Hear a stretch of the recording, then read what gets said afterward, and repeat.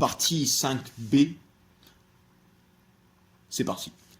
Eh bien, la dernière fois, on a parlé de la relation entre le subconscient et la conscience objective, en précisant que si l'on devait s'identifier à l'un ou à l'autre, logiquement, nous serions plus inclinés dans une recherche existentielle à nous identifier à la première, donc au subconscient.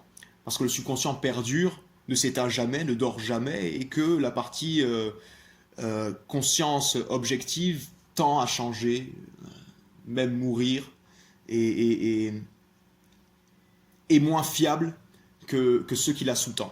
Voilà, donc maintenant nous passerons à la deuxième partie. Alors la dernière phrase que nous avons lue la dernière fois était « Cependant, comme dans toute œuvre philosophique, nous allons essayer de nous contredire sur certains aspects de notre thèse, et bien sûr, nous allons dire le contraire de ce que l'on a dit. » Tout est là, tout le cheminement est là, faire le contraire de ce que l'on fait. C'est pas drôle, mais c'est drôle. Nous commencerons par nous rappeler l'importance de la réception de stimuli et de la pensée dans le processus de formation de notre personnalité. Nous entendons souvent dire que le subconscient est neutre, en ce sens que malgré le fait que ces processus forgent à peu près 90% de ce que l'on est, il ne répond qu'aux données de la pensée, qu'elles soient justes, fausses, négatives ou positives. Ainsi, chaque « je » serait créé par assimilation, adaptation, coordination et synthèse de ces conditions extérieures. Les pensées seront ici actives et le subconscient sera passif, puis actif, en ce qu'il restituera à la conscience objective la synthèse de ce que la perception des stimuli extérieurs lui aura accordé comme données, avec lesquelles il a travaillé. Notons aussi qu'il est clairement essentiel que l'on ne prenne pas tous conscience au même rythme de notre unité principielle, car il n'y aurait alors rien de ce que l'on appelle une personnalité à améliorer. Et tout le travail se trouve ici. Synthétisons donc. La pensée active sera assimilable aux outils de l'architecte, aux données, les données aux matières utilisées et les subconscients, aux lois naturelles de symétrie, d'équilibre, de proportion et d'harmonie. La personnalité, elle, sera l'édifice finalisé. Remarquons dans cet exemple que l'un des éléments est essentiel et primordial dans l'édification du monument, les lois naturelles, ici le subconscient. Si l'on veut un édifice harmonieux et stable, l'on sera obligé de connaître et de maîtriser les lois naturelles, mais d'autre part, de maîtriser aussi les outils et leur utilisation. Si l'on retire les outils, il n'y aura pas d'édifice. Si l'on retire la matière, il n'y aura pas d'édifice. Si l'on retire les lois naturelles, il est absolument impossible de retirer les lois naturelles. Elles continueront d'exister et de se manifester, sinon au travers d'une construction architecturale, du moins dans l'équilibre du système solaire, dans le magnétisme à la base de la création, dans les saisons qui s'équilibrent et dans les marées par les influences lunaires. Il en est de même en ce qui concerne le subconscient. Il ne pourra jamais être retiré, neutre ou pas. Il se manifestera d'une façon ou d'une autre. Sans lui, aucune de nos facultés cognitives ne serait possible, tout comme sans loi naturelle, aucun édifice n'aurait pu être érigé. D'ailleurs, sans subconscient, donc sans aptitude à étudier et à coordonner les lois naturelles, aucun outil de construction n'aurait surgi du chaos de passivité que l'homme aurait été. Le subconscient n'est, par extension et en profondeur, aucunement neutre, en fait. Et ça, c'est mon humble avis. Sa simple présence dénote un pouvoir bienveillant pour l'évolution de l'homme. Et s'il est un but pour l'homme assimilable à la direction qu'emprunte toute forme d'existence dans les autres règnes, ce but est clairement l'accomplissement, qui n'est autre que l'aboutissement de l'évolution elle-même. Alors maintenant, nous passons à un autre aspect de cette étude, de ce travail et de cette méditation, si on veut. Ce chapitre s'appelle « L'homme éco-positif des lois naturelles et créateur ». Et là, nous passons dans une autre dimension de ce livre. Et vous verrez, on passe peut-être la porte du subconscient que gardait cette créature polymorphe dans la troisième partie. Notre étude ne portera pas sur ce qu'est l'aboutissement de l'évolution, car ce serait bien trop osé, voire arrogant d'avancer quoi que ce soit d'absolu en ce qui concerne l'ultime stade d'évolution humaine, s'il en est. Cependant, rien ne nous empêche d'en percevoir la direction et de spéculer, avec réserve et logique, sur le potentiel rôle de l'homme dans la création. Si l'homme ne devait pas évoluer, il n'y aurait aucun sens à l'existence. Or, nous voyons bien qu'il évolue, que la société aussi, par répercussion, et idem pour les conceptions et différentes cultures. L'homme s'est raffiné, amélioré intellectuellement, technologiquement, scientifiquement et même à un certain degré humainement, dans un sens humaniste et tolérant, contrairement à ce que l'on veut nous faire croire. Il y a une réelle amélioration dans l'être humain et il y a des yeux spécifiques qui le voient, des yeux qu'on développe. Si, en plus du devoir de s'accomplir physiquement et biologiquement, chimiquement, comme les règnes inférieurs, nous avons la capacité d'évoluer et de nous améliorer, de parfaire notre règne au-delà de l'impulsion apparente de la création, mais aussi et surtout le choix de le faire ou pas, le contrôle du libre arbitre, nous voyons comme nous sommes mus par une force, une intelligence qui a, osons le dire, créé, et que nous possédons, nous aussi, la capacité de créer. Alors par les lois universelles d'une part et la volonté divine en nous d'autre part, nous devenons créateurs. L'art en est un exemple, en est l'exemple le plus probant. L'homme étudie, assimile et utilise les lois naturelles et à partir de la synthèse du subconscient crée l'incréé à partir d'un potentiel qui jusqu'ici ne paraît pas limité. La pensée créatrice est le propre du rôle de l'homme dans la création et dans l'édification d'un soi en harmonie avec les lois créées, afin d'engendrer l'incréé et de parfaire la création elle-même.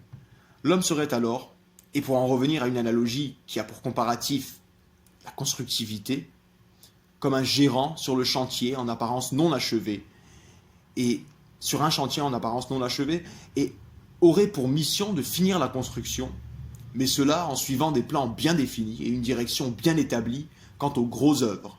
Les finitions seront à son gré, du moment qu'elles reposent sur le gros œuvre préétabli, qui est la création elle-même. L'homme crée et s'édifie par la pensée créatrice. Oui, mais l'homme n'a pas créé le principe de penser, il n'a fait que le développer. L'homme n'a pas non plus créé le subconscient et ses mécanismes qui ont engendré la pensée active, il n'a fait que le découvrir. C'est en cela, ou le nommer, c'est en cela que l'homme, en cherchant qui il est vraiment, se redécouvre en fait. L'intelligence universelle à la base de la création, et donc celle de l'homme créateur, est logiquement bien plus puissante que lui, que ce dernier soit le penseur ou le coordinateur créateur de pensée créatrice. Ainsi donc, logiquement, encore une fois, bien que l'homme puisse évoluer et se parfaire continuellement, créer et maîtriser, il ne peut créer que dans les limites du potentiel latent dans la création elle-même. En d'autres termes, l'homme manifestera par sa pensée créatrice qui engendre des actions concrètes un potentiel latent, de l'incréé au créé, comme ce que l'on appelle à tort un générateur, ne crée pas l'électricité, mais ne fait que puiser dans un potentiel latent et infini. Cela ne veut donc pas dire que l'homme crée indépendamment du potentiel de la création elle-même. Des questions parallèles surgissent, entre parenthèses, et sans suite définie, et libres sommes-nous d'en conclure ce qui sera le plus constructif pour notre perception de la création. Une grande parenthèse écrite en gras et soulignée. Attention. Sur quelle base définir l'infini? Si tout ce que l'on connaît et crée se limite à ce que l'on peut percevoir, pourquoi alors cette intuition injustifiée de l'infini? Serait-il alors une autre dimension, plus subtile que la dimension spatio-temporelle? Et cette dernière ne serait-elle pas alors la seule limite que nous nous fixerions et qui nous fixerait ensuite en elle? Comment la transcender, si cela est possible? Cette intuition de libération ne serait-elle pas la réponse? Et les outils ne seraient-ils pas alors disponibles dans les différents degrés de conscience de l'homme, seul pont vers les mondes subtils? Et l'art alors, dans tout ça? La parenthèse est refermée. Nous passons à la suite. Le subconscient fait partie du potentiel que le Créateur a infusé en l'homme, potentiel qui lui donne la capacité de créer par les pensées, et qui est le relais entre le jeu et le potentiel infini de la création, voire l'intelligence universelle créatrice elle-même, ou le Créateur, on l'appelle comme on veut. Cette thèse justifierait le fait que l'on se dise avoir un ange gardien, un maître intérieur, ou même une âme. Cette entité que l'on appelle ainsi ou autrement, est ce qui fait de l'homme un être vivant et conscient. La pensée créatrice, si conforme à la direction que les lois universelles ont infusée à la création, conduira le jeu à nous-mêmes, le fera évoluer vers une perfection grandissante et finira par nous révéler le nous-mène et les dimensions où il mène, où il nous mène. Le nous-mène qui est le monde presque, nous pouvons dire, archétypale où les idées sont et d'où les idées proviennent. Et les dimensions où ils nous mènent. Voilà. En d'autres termes, la matière opaque dont on parlait plus haut se fera de plus en plus prisme de l'unique lumière parfaite et infinie, jusqu'à ne plus exister et n'opposer aucun obstacle à la libre propagation de ce que l'on est vraiment. Petit point important à souligner ici, on ne parle pas de destruction totale de l'ego. Réfléchissons-y, on ne parle pas de destruction totale de l'ego, bien au contraire. Le but étant évolutif et le chemin se situant sur un plan matériel où le cerveau sépare pensée active et subconscient infini, nous sommes bien obligés de nous aussi séparer ces deux émanations de la lumière afin de pouvoir en comprendre l'unité à la base de notre existence d'humain au travers de leurs interactions. Pour être plus clair, les séparer nous permet aussi de distinguer les charges qui leur sont imputées dans leurs plans respectifs et de comprendre par cette division leurs interactions et leurs interdépendances, d'où leur unité, en ce qui fait la conscience humaine, l'un n'ayant ni possibilité d'expression ni raison d'être sans l'autre, du moins entre guillemets ici-bas. Ne fâchons pas encore une fois. Au final, nous ne devrions peut-être ni nous identifier aux penseurs, ni nous identifier à ce qui est à la base de la pensée, l'un nourrissant l'autre, sur le plan dans lequel nous vivons. Nous devons nous concevoir comme l'unité de ces deux principes, l'unité que l'on a plus haut appelée conscience avec un grand C, comme dans Cause, et nous rappeler l'infini potentiel qui est à notre disposition dans la création, en nous perfectionnant par l'harmonisation avec les lois de l'univers et la concrétisation de notre perfectionnement sur le plan matériel par nos pensées, paroles et surtout actions. Cet essai constitue un sujet de méditation et de recherche personnelle, et l'ouverture qui y mettra fin est la suivante. Premier point. La pensée appartient à la conscience objective, à l'état de veille et à la réception de stimuli, donc dépend en partie du cerveau, et ne représente qu'une infime partie de ce que l'on est exhaustivement. Seulement, qu'est-ce que le subconscient sans elle? Expression active et efficiente. Deuxième point, le subconscient, lui, est la totalité de ce que l'on est. Il constitue toutes les données, leurs synthèses, leurs conclusions et les résultats de notre évolution. Il nous révèle aussi, par sa mémoire infinie, que l'on sait plus que ce que l'on pense savoir. En effet, que serait la pensée sans lui? Serait-elle seulement? D'après vous, qu'est-ce qui, après la mort, donc la disparition des contingences et avantages du cerveau humain, perdure? Comment se sent-on si l'on est le subconscient, l'âme, après la libération du corps? Quel serait notre état d'être lorsque l'on retire les fonctions physiologiques et cérébrales de ce que l'on est, lorsque l'on devient ou redevient cette totalité de nous-mêmes sans limitation à seulement ce dont on a conscience d'être par la pensée et la réflexion? Qu'est-ce que l'on est quand on nous retire la séparation entre une pensée et la mémoire totale?